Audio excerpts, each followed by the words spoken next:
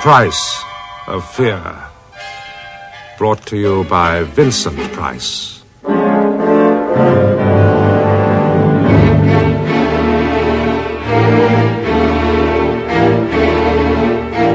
Glancing through my morning paper over breakfast today, I noticed that an enterprising gentleman in the catering business has invented a musical hot dog called, would you believe, a humburger. Isn't it amazing the things some people will eat? Food, by the way, is something of a hobby of mine, and I never cease to wonder at the incredible results that can be achieved by a good chef with a few basic ingredients. A little meat, a few vegetables, a glass of wine, a sprig of parsley, and voila. You know, there are few more interesting experiences than being allowed into the kitchen of a really first-class restaurant, to watch a master chef at work. And, of course, this privilege is rarely extended to anyone, which reminds me of an experience I had a few years back. And to give it the right flavor, let's call it Speciality of the house. I was staying in New York at the time, and a friend of mine, Harry Laffler, knowing that I was interested in good food, invited me to dine with him one evening at his favorite restaurant. Harry was by way of being an international advertising man, and knowing the size of his expense account, I had imagined that I was in for an evening at one of New York's plushier night spots. Imagine my surprise, therefore, when I found myself being ushered towards a shabby brownstone building in an almost deserted downtown back street. Well, here we are. This is Spiero's. What do you think of it? Well, Harry, I must say it's not quite what I expected. It is rather dismal, isn't it? I'll have you know that Spiero's is the restaurant without pretensions. It is the one place in these ghastly neurotic times that has refused to compromise. When you enter Spiero's, you leave the insanity of this hour, of this day, of this year, and you find yourself for a brief span restored in spirit. You make it sound more like a cathedral than a restaurant. I wonder if I've done the right thing in bringing you here. Oh, come on now, Harry. I was only joking. You see, you are the one person I know with a knowledge of good food. Thank you. Knowing about Spiero's and not having an appreciative friend to share it with is like having a unique work of art locked in a room where no one else can see it. Anyway, let's not stand here talking.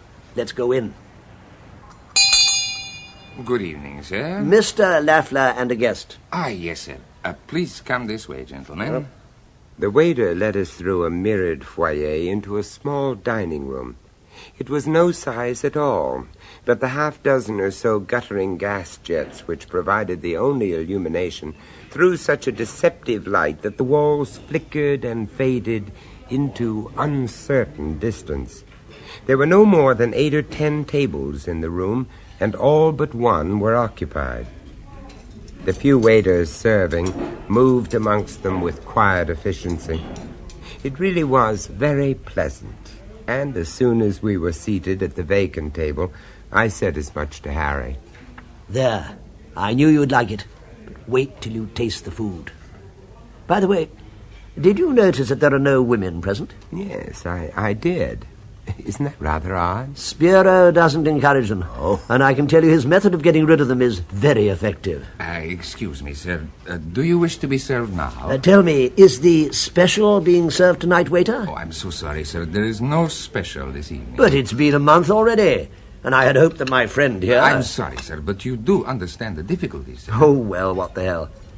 But I was hoping, Vincent, to introduce you to the greatest treat that Spiero offers. Oh, never mind. I'm quite sure that whatever we decide upon will be delicious. Shall I serve at once, sir? Yes, please. Very good, sir. Well, Harry, have you ordered in advance? No, I should have explained. Spiero offers no choice whatsoever. But suppose we don't like what we're given? Oh, don't worry. No matter how exacting your taste, you will relish every mouthful. Just think a moment about the advantages of such a system. For instance, instead of a hurly-burly of sweating cooks trying to prepare 100 different dishes, here we have a chef who stands serenely alone, bringing all his culinary arts to bear on one task. Oh, then you've seen Spiro's kitchen. Tell me, what's it like? Unfortunately, I can't. I've never seen it. Believe me, I've tried. In fact, I admit that my desire to see the inside of this particular kitchen has become almost an obsession with me. Well, have you ever mentioned this to Spiro? At least a dozen times. But he just shrugs his massive shoulders and smiles. Still, I've never given up hope. At this point, the waiter reappeared, bearing 2 soup bowls and a small tureen, from which he slowly ladled a measure of clear, thin soup. I must confess that I tasted this soup with some curiosity. It was delicately flavored, bland to the verge of tastelessness. Automatically, I reached for the salt. Well, what do you think of the soup? Excellent. If you'll pardon me for saying so, you don't. What? You do not find it excellent. You find it flat and badly in need of salt. But how did How do I know? Yes. Because that was my reaction when I first dined here. But I'm confident that you will make the same discovery as I did. By the time you've finished your soup, your desire for salt will be non-existent. Well, Harry proved to be quite right. And before I had finished the soup, I was relishing every mouthful of it. It was really wonderful. Harry smiled at me across the table. Well, do you agree with me now? Wasn't I right? Yes, you certainly were. You will find that the absence of condiments is only one of several noteworthy characteristics which mark Spiro's. I may as well prepare you for the rest. For example, no alcoholic beverages of any sort are served here. Oh, really, Harry? Also, there is a ban on the use of tobacco in any form. Oh, but good Lord, is this a restaurant or a temperance hotel? You don't understand. By alternating stimulant and narcotic, you seesaw the delicate balance of your tastes so violently that it loses its most precious quality, the appreciation of fine food. Not another word was spoken until we had both finished our main course. Nor was there any need for words in the presence of such food. It was delicious. And it was only with a great effort that I prevented myself from wolfing the lot at one go and establishing myself as a grade-A glutton on my very first visit to this amazing restaurant. When we had both finished eating, Harry and I smiled at each other contentedly. We were both aware that we had enjoyed an exceptional culinary experience. Harry, if I had any doubts about Spiro's, I apologize unreservedly. In all your praise of the place, there is not a single word of exaggeration. That is only part of the story. You heard me mention the special, which unfortunately was not on tonight's menu. Well, what we've just eaten is as nothing when compared to the absolute delights of that special. Oh, good Lord, what is it? I mean, nightingale's tongues, fillet of unicorn? Neither. It is lamb. Lamb? Oh, come on, you've got to be joking. If I were to give you in my own unstinted words my opinion of this dish, you would think me insane. That is how deeply the mere thought of it affects me. It is a select portion of the rarest sheep in existence. Lamb Armistan. Armistan. A remote and almost unknown place on the border which separates Russia and Afghanistan. From chance remarks dropped by Spiro, I gathered it is hardly more than a plateau which grazes the pitiful remnants of a flock of superb sheep. Spiro, by some means or other, has obtained exclusive rights to this flock, and is therefore the only restaurateur in the world ever to have lamb Armistan on his menu. I can tell you, the appearance of this dish is a very rare occurrence indeed, and nobody ever knows the exact date on which it will be served. Oh, but surely Spiro could provide some advance knowledge of this event. The only objection to that is simply stated. Should advance information slip out, then the professional gluttons, in which this city abounds, would get the opportunity to taste this dish and sooner or later drive out the regular patrons. You don't mean to say that these few people present are the only ones in the entire city who know of the existence of Spiro's? In the entire world. Oh, that's incredible. It's kept a secret by every single patron, a solemn obligation. By accepting my invitation this evening, you automatically assume that obligation. I hope you can be trusted with it. Well, if that's the way you want it, Harry, of course I can.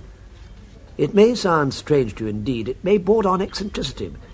But I'm a solitary man, and I feel to my depths that this restaurant is both family and friend to me. I must confess that until that moment I had never really thought much about Harry's private life. To me he was a pleasant friend and dining companion, and his private affairs had never really concerned me. Now, hearing him refer to Spiro's in this manner, I almost came to feel sorry for him.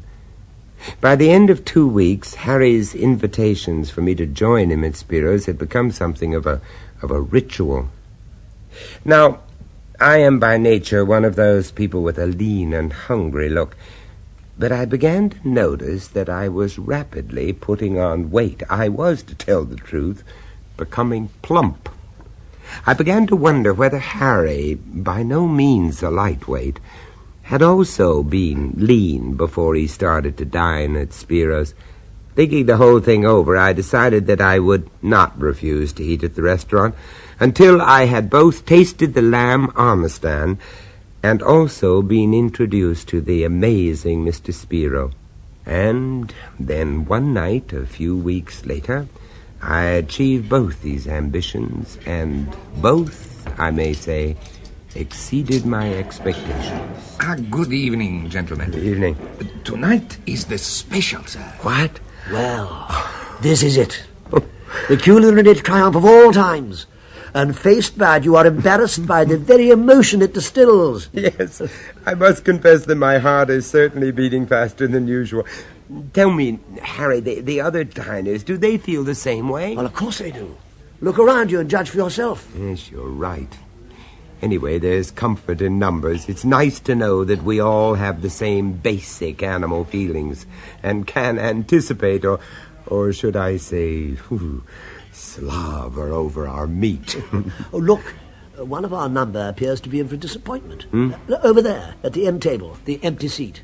Oh, yes, the stout, bald man. He's not here tonight. I do believe it's the first dinner he's missed here in weeks. Rain or shine, crisis or calamity, I don't think he's missed an evening at Spiro's in 10 years. Imagine his disappointment when he finds that he's missed the speciality of the house.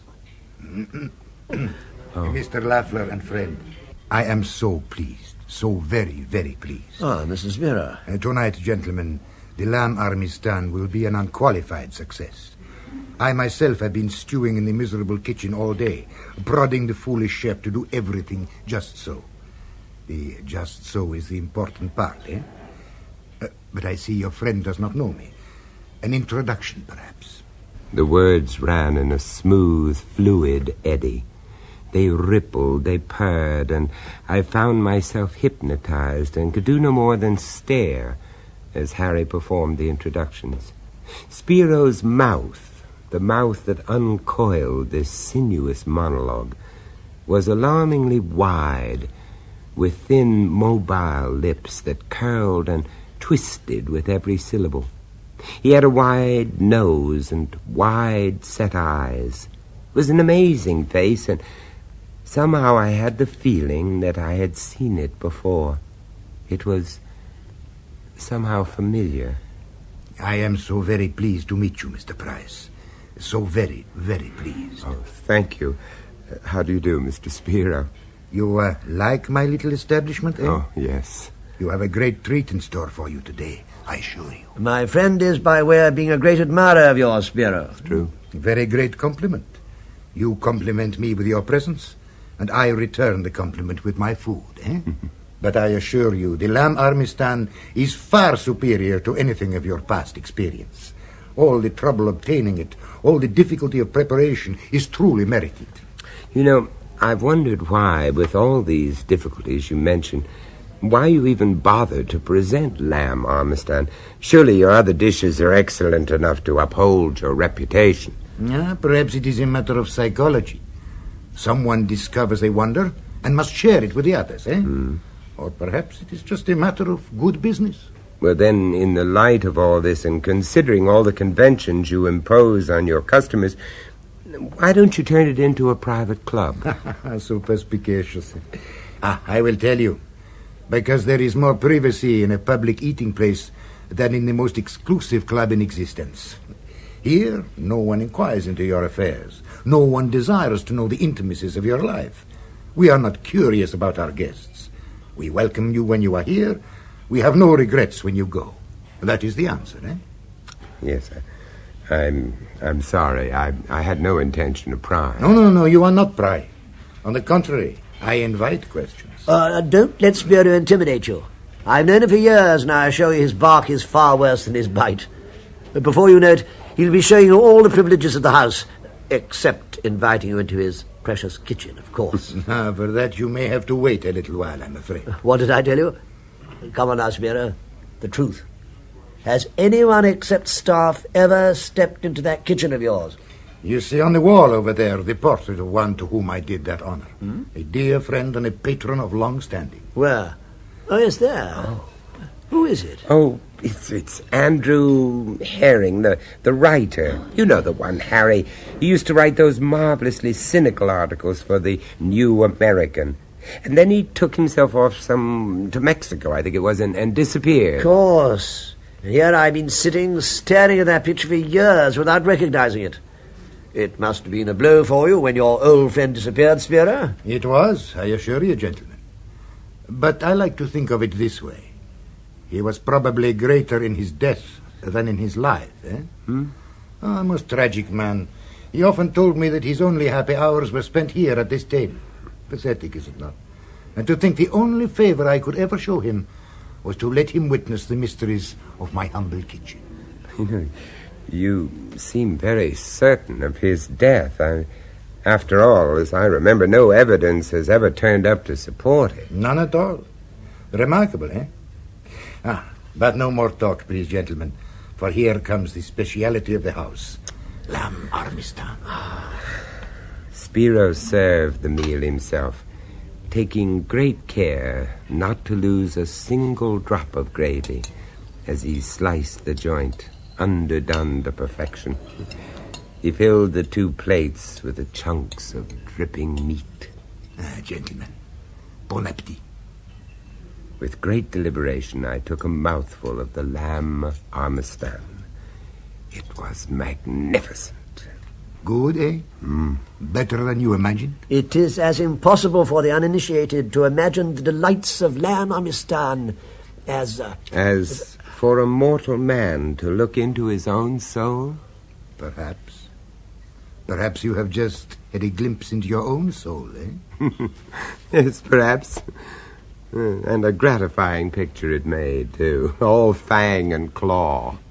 Well, I must be going. But sometimes, my friend, when you have nothing better to do, sit perhaps for a little while in a dark room and think of this world and what it is and what it is going to be. Then you must turn your thoughts to the significance of the lamb in religion. It will be so interesting. And now, gentlemen, I have interrupted your meal for too long. Au revoir, gentlemen. Au revoir. Au revoir. He's an interesting man, Spiro, a very interesting man. You know, Harry, he reminds me of someone. I just can't think who. You don't think I offended him in any way, do you? Offended him? No. Goodness, no. He loves that sort of talk. Lamb armistan is a ritual with him. Get him started, and he'll just go on forever. It was a month later that it finally came to me exactly who it was that Spiro reminded me of, and when it did, I laughed out loud. Of course, Spiro reminded me of the Cheshire Cat in Alice in Wonderland. You remember, the cat only grinned when it saw Alice. It looked very good-natured, she thought. Still, it had very long claws and a great many teeth, so she felt that it ought to be treated with respect. I mentioned this to Harry that night as we were walking along that dismal street that led to Spiro's. You may be right, but I'm not a fit judge. Anyway, it's a long time since I read Alice in Wonderland. A very long time. Help! What? Help! Look there. Outside Spiro's. Isn't that one of the waiters? Yes. Looks as though he's in trouble. He's being attacked. Come on. Yes.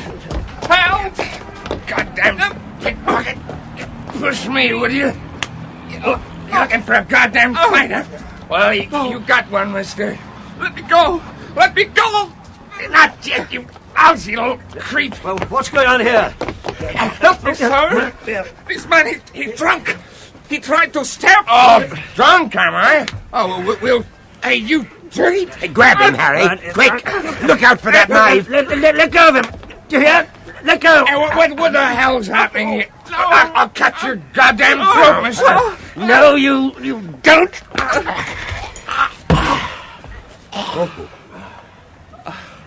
Boy, is he all right, do you think? That was some punch, Harry. Well, I think he's stunned. He banged his head as he fell. Yeah, well, in any case, it's a job for the police. No, sir. What? No police. Mr. Spiro does not like police. Oh, now, wait. I beg you, no police. Anyway, he's coming round. Oh, he'll be all right. But what started all this anyway? I pushed against him accidentally, and he accused me of robbing him. He's drunk, sir. Ah, you can say that again.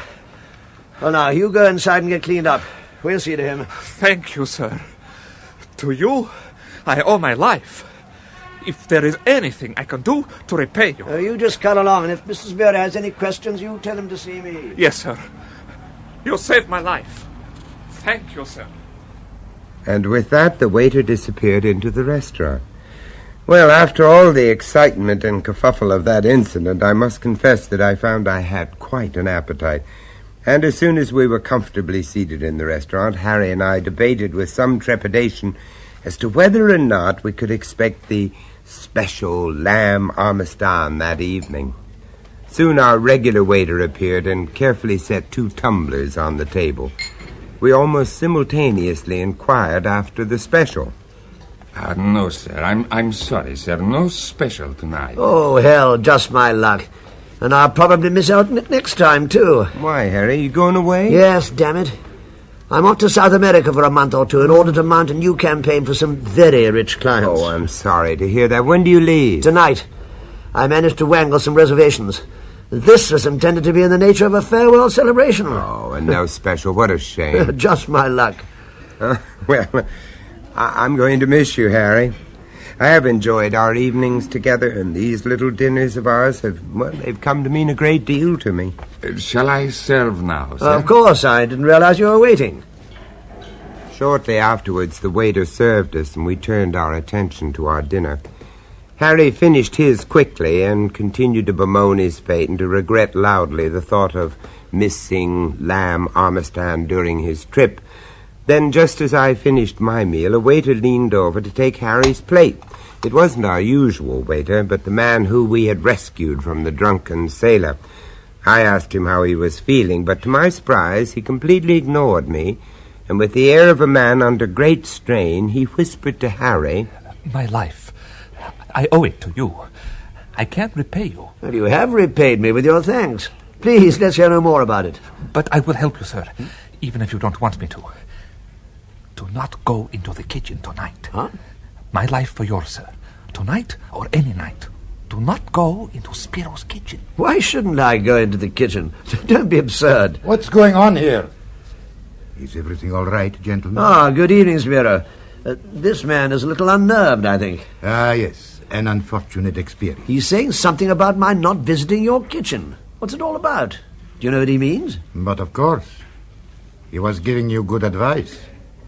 It so happens that my too emotional chef heard some rumor that I might have a guest in the kitchen tonight. He flew into a fearful rage and even threatened to give his notice on the spot. However, have no fear. I have succeeded in showing him what a signal honor it is to have a true connoisseur observe him at his work firsthand. That is all. No, Sancho, you are at the wrong table. See that it does not happen again. The waiter slunk away without daring to raise his eyes, and Spiro drew up a chair to the table. He seated himself and drew his hand lightly over his hair. My invitation for you to visit my humble kitchen, I had hoped, Mr. Lafleur, to be a surprise, but now the surprise is gone, and all that is left is the invitation. Are you serious? Do you mean that at last we really are to witness the preparation of food in your kitchen tonight? No, Mr. Lafleur, not both. I am faced with a dilemma of great proportions, gentlemen. You, Mr. Lafleur, have been my guest for 10 years, but our friend here. Oh, Mr. Spiro, I really understand perfectly. I mean, this invitation is solely to Harry here, and naturally my presence is embarrassing. Well, look, no, wait a minute. As it happens, I do have another engagement for later, and I must be on my way anyhow. So, you see, there's no dilemma at all, really. Absolutely not. That wouldn't be fair at all. No. Surely, Spiro, you can make an exception on this one occasion. I'm very sorry, sir. Harry, I am not going to sit here and spoil your great adventure. Believe me. And then just think of that ferocious chef. I'm sure he's just dying to get his cleaver into you. So humorous. So, I'll just say goodbye now and leave you to Spiro. I'm sure he'll take pains to give you a good show. Well, that's good of you, Vincent. Thanks.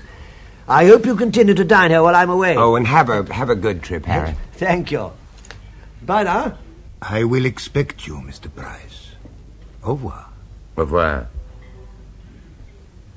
And so I left them to it, the smiling Spiro and Harry Lafler, about to realize his greatest ambition.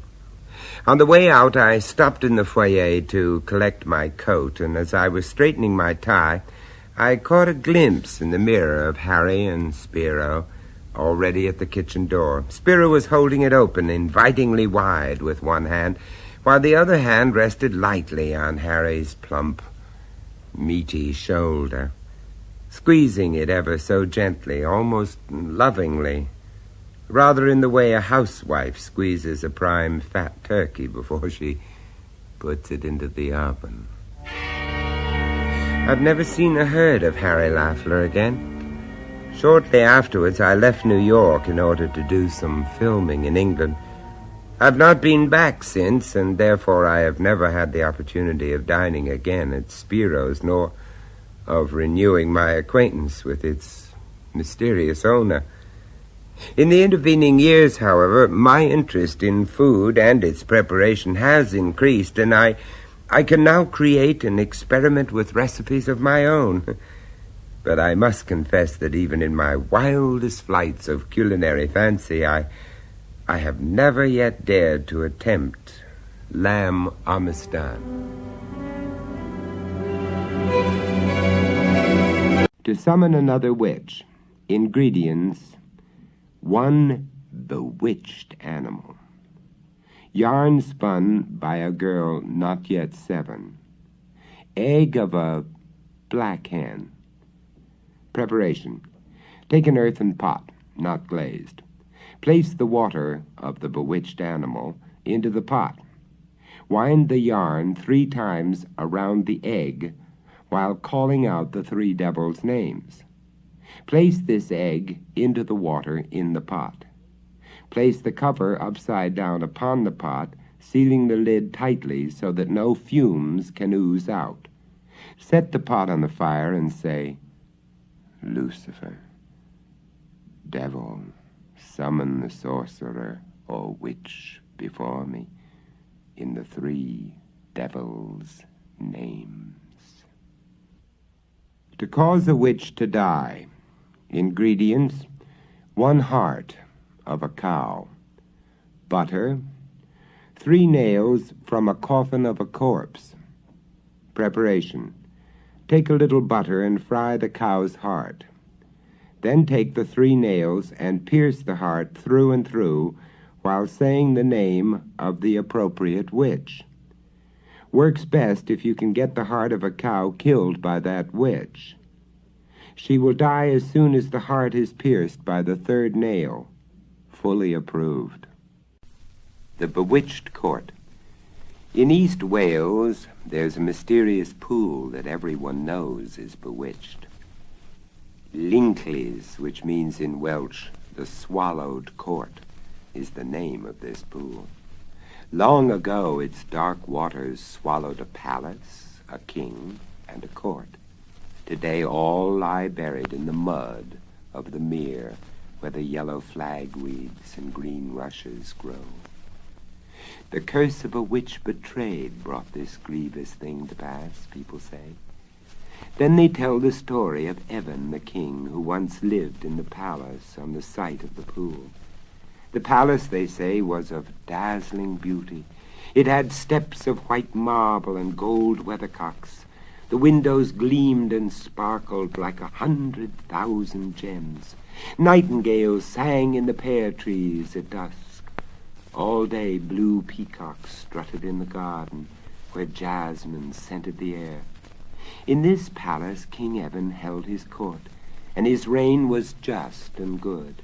At his side sat Queen Mary, whose face was the fairest in Wales. Her long hair shimmered like threads of spun gold. Her lips were like a red cherry, her eyes like violets in May. The king loved Mary madly. He showered her with rubies and diamonds and pearls, yet all the jewels in the world could add nothing to the beauty of the queen's shining face. One might suppose the king the happiest of men, but he was not. For secretly he was sorely troubled by a mystery that surrounded his beloved wife. One night out of every 7, she vanished from the palace. Where did she go? What did she do? Why did she never tell her husband, the king? Such were the questions that weighed upon Evan's mind. 9 years came and went. With each passing year, Mary grew more lovely, but the king watched his wife with fear clutching at his heart.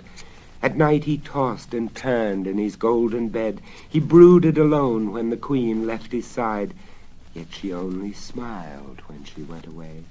Evan dared not ask whither she went. The day came at last when the king could no longer endure his fears alone. In secret he went to Willin the wizard, his chief adviser at court. Willin was a man of learning and cunning. He could read the signs in the stars. He could recite magic spells. Surely the wizard would have power to help him, thought the king. Willin, he said, as the wizard bowed before him, after 9 years of silence, I must reveal a secret, else I shall die of the pain that gives me no peace.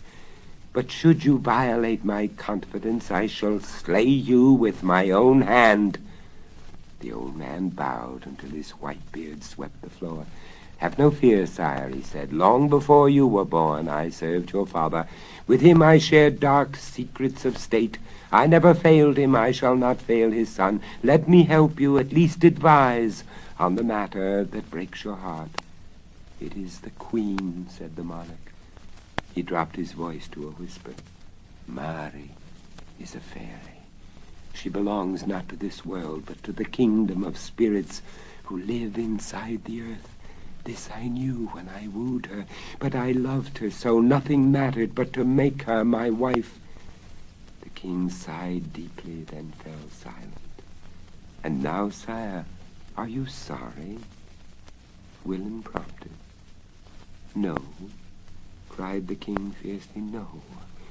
I love Mary as never before. I would wed her 1,000 times over, even on her own terrible terms. Again Willin waited for the king to continue, but the monarch sat on his throne, his face buried in his hands. Her own terrible terms, the wizard repeated softly. Tell me, what do you mean? Where did you meet Mary? How do you know she's a fairy? It may be, sire, you are wrong. No, not wrong, the king spoke as if to himself. It was when I was hunting 9 years ago out on the heath. I galloped past her. She was dabbling her toes in the stream that flowed close to a cave in the rocks. Her hair was a golden mist in the sun. She smiled into my eyes as I dashed after the fox. It took refuge in the cave. I didn't pursue him. Instead, I wheeled my horse around. I returned to the girl. The king wiped his brow. Then he continued, we sat beside the stream until sundown. I told Mary I loved her. I held her tiny hands in mine. I begged her to be my queen. I could see that the girl loved me, but for some reason she hesitated. After a long time, I learned why. If I marry you, she said, it must be on one condition, that I leave you 1 night in 7. You must promise never to ask where I go. If you do, if you follow me, or reveal my secret to anyone, ruin will come to us both. But why? Tell me why, I pleaded. Because I'm a fairy, Mari said softly, searching my face with those deep violet eyes. In the end, I wed her without further question, and now, 9 years later, I have betrayed her because I have no peace, cried the king in anguish. You, Willin, are the only one who can help me. You must devise a charm to break the spell that takes Mari from me. An expression of cunning flitted across the wizard's sharp features as he studied the king's bowed head. Come, come, coaxed the old man soothingly. You must not despair. Set your heart at ease, my king. I, Willin, am here to serve you, though it cost my own life. Tell me what to do. Follow the queen tonight, commanded the king, too desperate to note the greed in the wizard's face. Follow her when she leaves the palace gates at midnight. Take heed she doesn't suspect you, or all will be lost. See where Mari goes. Observe what she does. Then work some magic to keep my fairy wife from leaving me again. What you ask is dangerous, declared Willin after a pause. If I should fail, but I won't even consider that.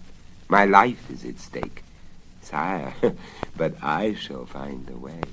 Worry no more about your queen. Leave everything to me. Please start at once, cried the king impatiently when the wizard made no move to leave the chamber.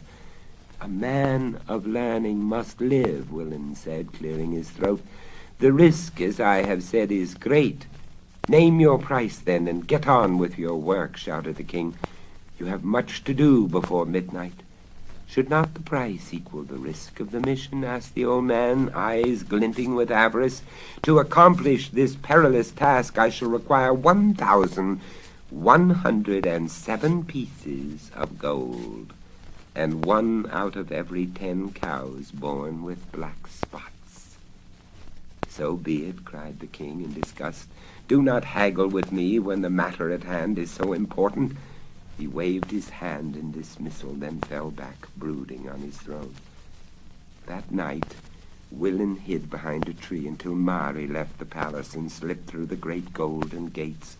He followed quickly as she sped across the heath. Heading toward the hill, she glided faster and faster. The wizard knotted his long robe about his waist, then followed the queen at a distance. He sprang over rocks. He leapt across gullies.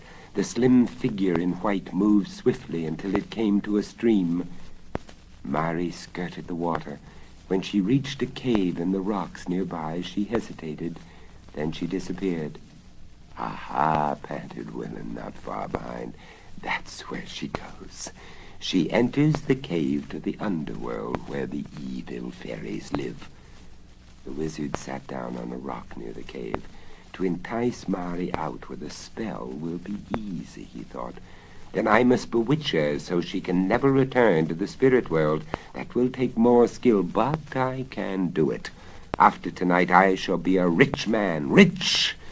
And now with the king in my power, he'll not dare order me about.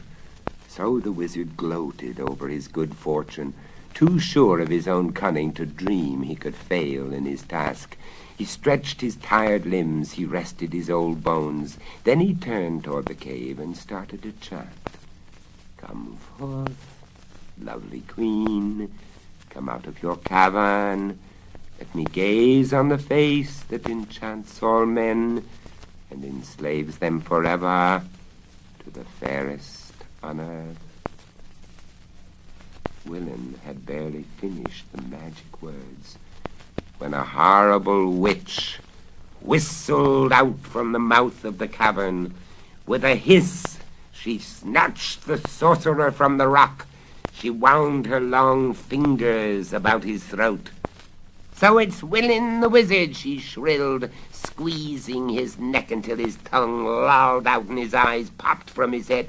You followed me here tonight. Look at me. She continued, flinging the wizard from her so violently he fell to his knees. Look at me! I am Mari, the fairest on earth, The king has betrayed me, and you, old man, you have discovered my secret. You, Mary. Willem gasped, recoiling in horror. Gazing at the hideous, toothless hag, the wizard could feel his magic powers ebb away. Yes, Mary, mocked the witch with a dreadful laugh. For 6 days out of 7, the loveliest woman in Wales. But on the 7th night I must return to the underworld, when I am transformed into the revolting creature you see before you. Now that my own husband has betrayed me, I can never again assume human form. In punishment for his crime, I shall drown him, together with all his court. As for you, skulking creature of the night, cried the witch, turning on Willem with fury, death is too good for you. Your punishment is to be chained to my side forever. Speaking thus, the witch seized the wizard's long beard. She dragged him, screaming and struggling, into the cave.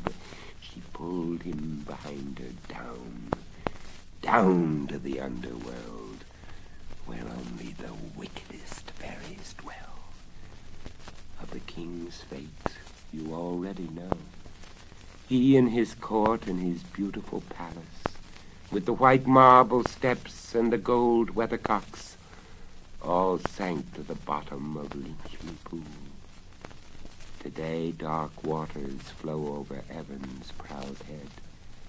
Such is the curse of the fairy wife, his uneasy love betrayed.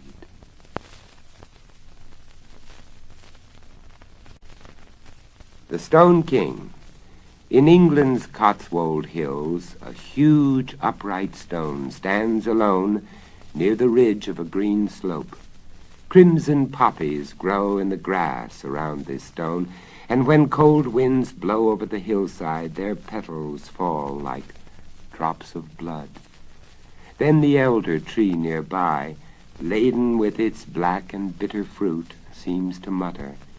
And in the valley below, where lies Long Compton village, the swallows circle the tower of the parish church. They whirl and spin like dancing dervishes, and scream out shrilly the tale of the hill and the stones that lie there.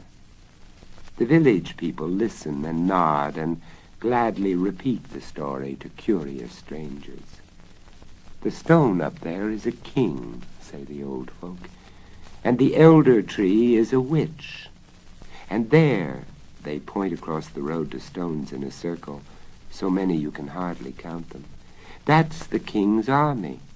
And over there are the 5 whispering knights. The witch of the hill turned them all to stones. For hundreds and hundreds of years, the stones have lain on the hillside.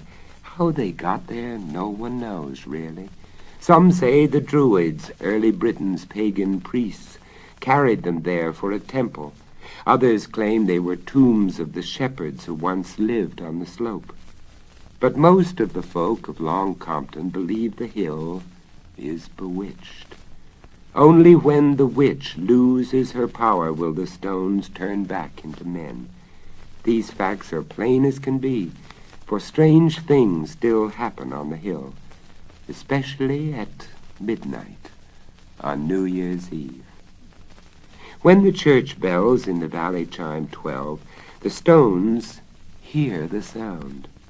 They turn and march down the hill in silence. From the spring at the bottom, they drink a toast. Then back to their places they march again. This wonder, and others, folk claim to have seen. But the story of how all this came to pass began long, long ago, when a foreign king invaded England. No one remembers his name, but people say that he sailed from Denmark. He landed on the eastern coast, then marched to the west with his army and his knights. He scattered the Saxon foe before him like chaff, and advanced a conquering hero, intent upon ruling England as king. Soon this island will be mine, mine, he declared to the 5 knights at his side. White hawthorns circled the pastures like a bride's wreath. The king sniffed the sweet air of spring. He listened to the lark.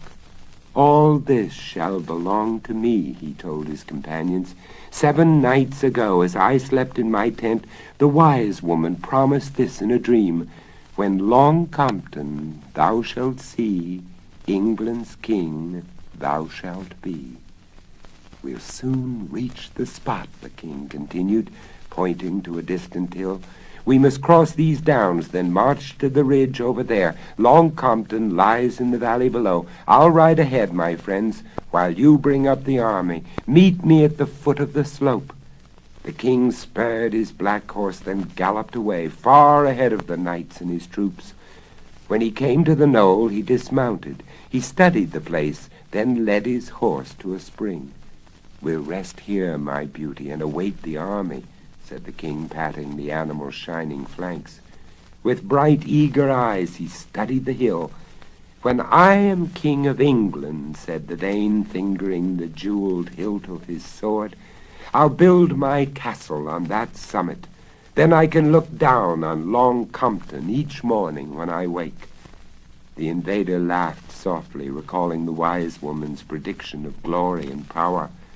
Dreams of easy victory filled his mind.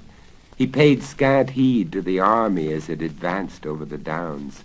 He did not notice that the 5 knights no longer led the troops. Huddled behind the soldiers, the horsemen seemed to argue among themselves. Already the king of the Danes imagines himself king of the Saxons, sneered the first knight. Yes, and claims that the wise woman foretold his success in a dream, said the second. But most likely he's planning how to rid himself of us. Our king will never share victory with his knights. Then we must stop him before he wins, shouted the 3rd knight fiercely. He waved his mailed fist toward the hilltop. Keep your voice down, ordered the 4th knight. Do you want the common soldiers to hear us? He came closer. Tell me, what dark deed ferments in that evil mind of yours? He rasped in the 3rd knight's ear. To stab the king from behind, muttered the 3rd, grasping his dagger. No, no, gasped the 5th knight. He drew back in horror. Of murder I will have no part. That you will, fool, cried the 3rd knight scornfully. Why not kill the Dane? Once he has conquered England, he will have no need of us. He'll send us home or exile us to distant castles. He might even slay us to keep power in his own hands. But he was ever just, objected the 5th knight. So far, yes, admitted the 3rd. But remember, he has never had such a prize in his grasp. I tell you, friends, to kill the king is the only way to be sure we share the sweet fruits of conquest. Let him stain his hands with the royal blood, muttered the 1st knight in his beard. Then I'll take over the army. I'll proclaim myself king. As for that knave, I'll hang him for treason. Thus the 5 plotted to kill their leader before he could reach the hilltop. But when they joined him at the spring, the knights smiled at the king. They saluted, then proposed a toast to his victory. To England's future king, they shouted. I shall lead the advance on foot, said the Dane, impatient to start. You, trusted friends, will follow me. The army will march in the rear. Keep a sharp watch on every side. The enemy may lurk in ambush. Remember, he concluded, eyes glittering with ambition, once I gain the summit and see the village in the valley, I shall rule this land.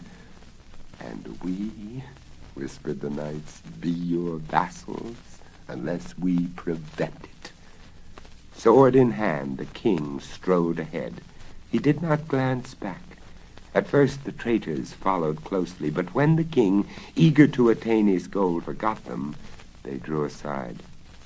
When shall we do it? The 1st knight asked. Not until he is almost there, hissed the third. He concealed his dagger in his mailed bosom.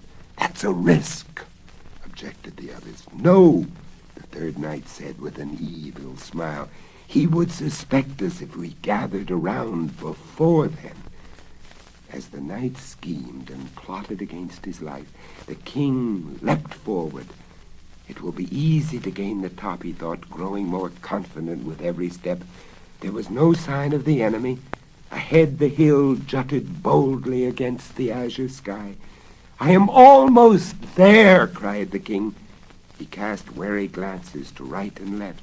7 long strides, and I'll see Long Compton in the valley. Then I shall be the conqueror of England. He had already spoken when the hill began to shake. A black cloud appeared. It wrapped itself about the invader until he could see nothing. Then out of the blackness stepped a horrible witch. Her eyes burned like coals in her ashen face. Her body was twisted and gnarled as an ancient tree. In one hand she clutched an ash stick. The witch stretched out her arms to block the king's advance. He glared at her with anger and fear. Stop! Shrieked the witch. You shall go no farther. The king lunged at the creature with his sword. Stop, foolish king! This hill belongs to me, screamed the witch, who grew taller and blacker before the king's very eyes. Then in a shrill voice she chanted words that made the Dane tremble. Never shalt thou take those 7 long strides to the top. Never shalt thou Long Compton see. Never king of England be. Out of my way, old hag, shouted the king in a rage. Stand aside before I cut you in two. I shall be king of England. So the wise woman promised me. He slashed at the witch, but again darkness enfolded him. When it lifted, she still stood there. She waved her stick 3 times over the hill, 3 times over the head of the king. Then she pronounced her spell. Rise up, earth, stand fastic. King of England thou shalt never be, for threatening death, for defying me. Thou and thy men shall whorestones be, and I, witch of the hill, an eldern tree, to stand forever and keep watch on thee. As the witch waved her stick, the king saw the earth heave into a mound on the crest of the hill. He struggled to take the last 7 strides, but he could not move his limbs. The blood turned cold in his body. He tried to summon his knights. He strove to call his troops. The words froze on his lips. He could utter no sound. The last thing the Danish king heard were the words, Thou and thy men shall whorestones be. The last thing he saw were the witch's burning eyes glaring from her ashen face. The last thing he knew was that he was doomed never to be England's king.